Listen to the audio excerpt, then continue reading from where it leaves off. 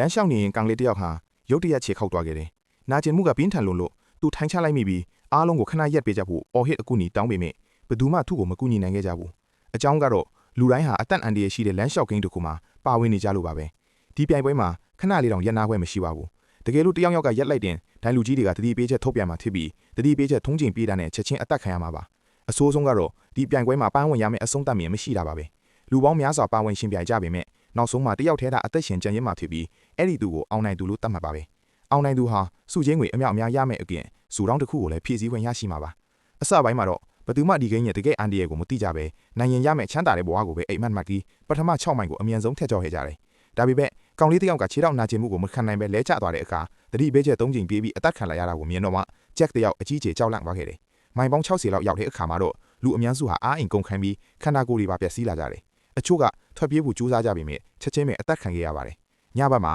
မိုးသေးထန်စွာရွာပြီးအေးစိမ့်လာတာကြောင့်လမ်းခရီးကပိုပြီးအန္တရာယ်များလာပေမဲ့ကြမ်းရှိနေသူတွေကတော့နောက်ထပ်တစ်နေ့ကိုခက်ခဲစွာဖျက်ကျော်နိုင်ခဲ့ကြပါတယ်။9ရက်မြောက်နေ့ကိုလောက်တဲ့အခါလူပေါင်းရာနဲ့ချီတဲ့အထက်က6ယောက်ပဲအသက်ရှင်ကျန်မာတော့တယ်။မြို့ထဲကိုပြန်ရောက်တဲ့အခါဂျက်ဟာလူအုပ်ထဲမှာသူ့အမေကိုတွေ့လိုက်ရလို့စိတ်လှုပ်ရှားပြီးပြေးသွားခြင်းပေမဲ့ဂျွန်ကအချိန်မီတားဆီးပေးလိုက်လို့အသက်ဘေးကလွတ်ခဲ့ရတယ်။မကြာခင်မှာပဲဂျွန်ကနှင်းနှောင်းသွေးရှန်လာပြီးသူ့ရဲ့ကိုယ်တွင်းအင်္ဂါတွေပျက်စီးနေပြီဆိုတာသိလိုက်ရတယ်။သူဆက်ပြီးအသက်ရှင်မှာမဟုတ်တော့မှန်းသိလာနဲ့သူ့ရဲ့ဆွဲကြိုးလေးကိုအဖော်ဖြစ်သူကိုပေးလက်ခဲ့ပြီးလမ်းချောက်တာကိုရပ်တန့်ကားသူ့ရဲ့နာကျင်မှုတွေကိုအဆုံးသတ်လိုက်ပါတော့တယ်။မိုင်ပေါင်း326မိုင်ကိုရောက်တဲ့အခါမှာတော့ပြိုင်ပွဲဝင်3ယောက်ပဲကျန်ပါတော့တယ်။ဂျွန်ကသူ့ရဲ့အဆုံထဲမှာသွေးတွေဖြစ်နေပြီဆိုတာသိလိုက်ရပြီးအားလုံးကိုနောက်ဆုံးနှုတ်ဆက်ကအသက်ခံလိုက်ရပြန်တယ်။အခုတော့ခါအောင်နဲ့ဂျက်2ယောက်ပဲကွင်းထဲမှာကျန်ပါတော့တယ်။နောက်ဆုံးမှာတော့ဂျက်ကခါအောင်ကိုကြော်ဖြတ်ပြီးတူးတဲတော့အသက်ရှင်ကျန်ရစ်သူဖြစ်လာခဲ့ပါတယ်။အောင်နိုင်သူဂျက်လို့တိုင်လူကြီးကကြီးညာလိုက်တဲ့အခါဂျက်ဟာစုချင်းငွေအမြောက်အများနဲ့အကျိုးစုတောင်းတစ်ခုကိုဖြည့်ဆည်းခွင့်ရရှိသွားပါတော့တယ်